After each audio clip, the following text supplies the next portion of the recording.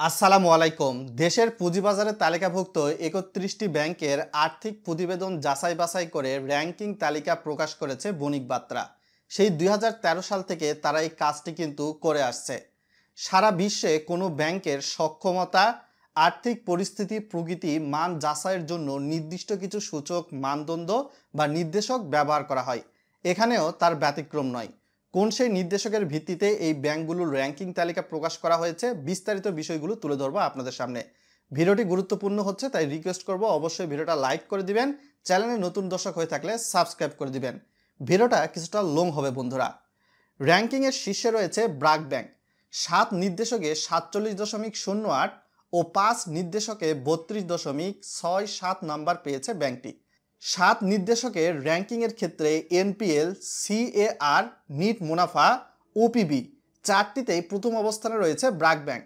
অন্যদিকে আরওএ ও আরওইতে তৃতীয় অবস্থানে এবং এনএভিপিএসে চতুর্থ অবস্থানে রয়েছে ব্যাংকটি। র্যাঙ্কিংয়ে ৭০ স্কেলে দ্বিতীয় স্থানে উঠে এসেছে সিটি ব্যাংক। ৫০-এর স্কেলে তাদের অবস্থান দ্বিতীয়। 7 নির্দেশকের ভিত্তিতে ব্যাংকটির স্কোর ৪৪.৯৪ এবং 5 নির্দেশকে ৩১.৫০। 60টি নির্দেশকের মধ্যে এবার সিটি ব্যাংক, আরওই, নিট মুনাফা, ওপিবিতে রয়েছে প্রথম স্থানে, আরওইতে দ্বিতীয়, এনপিএল এ তৃতীয় স্থানে রয়েছে। তবে পিসিএ রয়েছে এনএভি ও সিএআর নির্দেশকে। এবার র্যাঙ্কিংয়ে তৃতীয় অবস্থানে রয়েছে প্রাইম ব্যাংক। 7 নির্দেশকে ব্যাংকটির স্কোর 40.81 এবং 5 নির্দেশকে 30.08। আরওই ও সিআরএ প্রাইম ব্যাংক দ্বিতীয় স্থানে রয়েছে এবং আরওএ ও নিট মুনাফায় ব্যাংকটির অবস্থান চতুর্থ।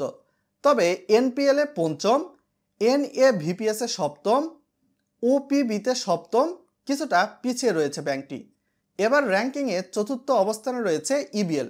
৭০ স্কেলে ব্যাংকটির স্কোর 37.66 এবং ৫০-এর স্কেলে ব্যাংকটির স্কোর ২৭.৯০। 60টি নির্দেশকের মধ্যে ইবিএল ওপিবিতে প্রথম, এনপিএল এ দ্বিতীয় স্থানে। এছাড়াও আরওএ, আরওই ও নিট মুনাফায় ব্যাংকটির অবস্থান পঞ্চম। র্যাঙ্কিংয়ের পঞ্চম অবস্থানে রয়েছে পূবালী ব্যাংক। ব্যাংকটির সবল দিক থেকে এনএভিপিএস এ দ্বিতীয়, নিট মুনাফায় তৃতীয়। এছাড়াও আরওইতে ষষ্ঠ, আরওএতে সপ্তম স্থানে রয়েছে ব্যাংকটি। তবে পিছিয়ে রয়েছে সিএআর ও ওপিবির দিক থেকে। ষষ্ঠ অবস্থানে রয়েছে ডাচ বাংলা ব্যাংক। ৫০-এর স্কেলে এর স্কোর দশম। এবার র্যাঙ্কিংয়ে ব্যাংক দুটির নির্দেশকে যথাক্রমে 32.71 এবং 22.10 পেয়েছে। এনএভিপিএস এর দিক থেকে ডাচ বাংলা ব্যাংকের অবস্থান শীর্ষে, আর সর্বোচ্চ নিট মুনাফার দিক থেকে সপ্তম স্থানে রয়েছে ব্যাংকটির। শাখাপ্রতি মুনাফার দিক থেকে ব্যাংকটির অবস্থান অষ্টম। তবে পিছিয়ে রয়েছে আরএও দশম, আরওই দশম, সিআর এর দিক থেকে 12তম এবং এনপিএল এ 13তম। এবার র্যাঙ্কিংয়ে উত্তরা ব্যাংক 32.30 স্কোর পেয়ে সপ্তম অবস্থানে রয়েছে। উত্তরা ব্যাংকের শক্তির জায়গা হচ্ছে আরওএ এবং আরওই। সিআর এর ক্ষেত্রে ব্যাংকটি শক্ত অবস্থান। তবে প্রতিষ্ঠানটির দুর্বল অবস্থান দেখা গিয়েছে শাখাপ্রতি পরিচালন মুনাফার ক্ষেত্রে। র্যাঙ্কিংয়ের অষ্টম অবস্থানে রয়েছে ট্রাস্ট ব্যাংক পিএলসি। 7 নির্দেশকে ব্যাংকটির স্কোর 31.21। ব্যাংকটির শক্তিশালী অবস্থান তৈরি করেছে শাখাপ্রতি মুনাফার সূচকে ভর করে। এ সূচকে অন্য 5টি ব্যাংকের সঙ্গে ট্রাস্ট ব্যাংকও পূর্ণ নাম্বার পেয়েছে। আরওই ও নিট মুনাফার দিক থেকেও এগিয়ে এ ব্যাংকটি, কিন্তু সিএআর, আরওএ, খেলাফি ঋণের হার ও এনএভিপিএস এর দিক থেকে পিছিয়ে রয়েছে। র্যাঙ্কিংয়ের নবম অবস্থানে রয়েছে মিউচুয়াল ট্রাস্ট ব্যাংক। অন্যদিকে 5টি নির্দেশকে সপ্তম। 7 নির্দেশকে ব্যাংকটির স্কোর 29.59। ওপিবিতে ষষ্ঠ। আরওএ, আরওই ও নিট মুনাফার দিক থেকে নবমতম স্থানে রয়েছে। তবে ব্যাংকটির দুর্বল দিক হচ্ছে সিএআর। এক্ষেত্রে এমটিবির অবস্থান 17তম। এবার র্যাঙ্কিংয়ে ব্যাংক এশিয়া রয়েছে 10মতম স্থানে। 5টি সূচকে অবস্থান অষ্টম। শাখাপ্রতি 10 কোটি টাকার বেশি আয় করে ব্যাংকটি এ নির্দেশকে পূর্ণ নাম্বার পেয়েছে। আর সিআর এর ক্ষেত্রে এগিয়ে রয়েছে ব্যাংকটি। তবে পিছিয়ে রয়েছে খেলাফি ঋণের হার বা এনপিএল, আরওএ, আরওই ও এনএভির ক্ষেত্রে। সাধারণত ব্যাংকগুলোর গত বছর অর্থাৎ 2024 সালের আর্থিক প্রতিবেদন যাচাই বাছাই করেই কিন্তু এ তালিকা প্রস্তুত করেছে বণিক বার্তা। এর বাহিরের দিক থেকে 11তম দিক থেকে 31 নম্বরতম অবস্থানে কারা রয়েছে, চলুন সেই বিষয়টি দেখে নিই।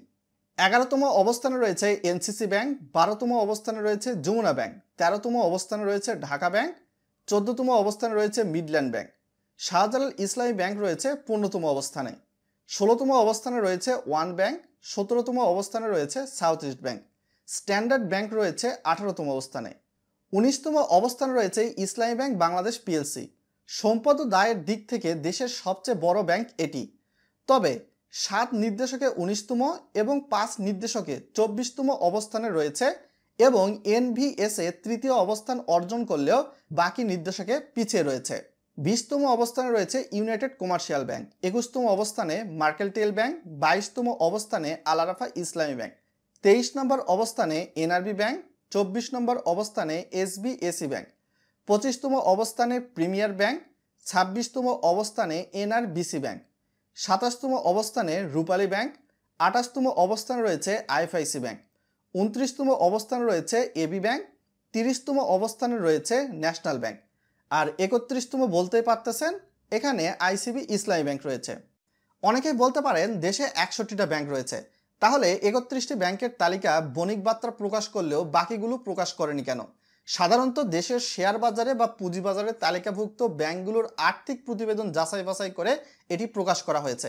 যেই ব্যাংকগুলো শেয়ার বাজারে তালিকাভুক্ত নয় সেগুলোর তো আর্থিক প্রতিবেদন যাচাই বাছাই করেনি বণিক বার্তা, তাদের এই প্রতিবেদন থেকে এটুকুই আমরা বুঝতে পারছি।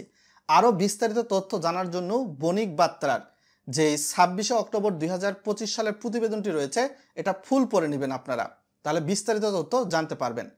যে 7টি নির্দেশকের উপর ভিত্তি করে এ তালিকা তৈরি করা হয়েছে এগুলো হচ্ছে সম্পদের বিপরীতে আয় অর্থাৎ রিটার্ন অন অ্যাসেট, শেয়ার হোল্ডারদের মালিকানার বিপরীতে আয় অর্থাৎ রিটার্ন অন ইকুইটি, খেলাফি ঋণ বা এনপিএল এর অনুপাতে, কর পরবর্তী নিট মুনাফা, শেয়ার প্রতি নিট সম্পদ মূল্য, মূলধন পর্যাপ্ততার অনুপাত বা সিএআর, আর শাখা প্রতি পরিচালন মুনাফা।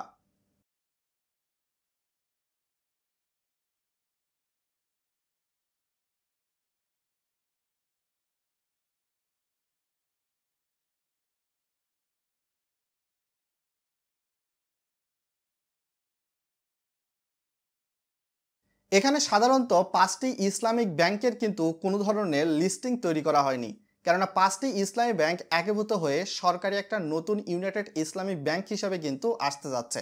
সো আশা করি বিস্তারিত বিষয়গুলো বুঝতে পেরেছেন। সকলে ভালো থাকবেন।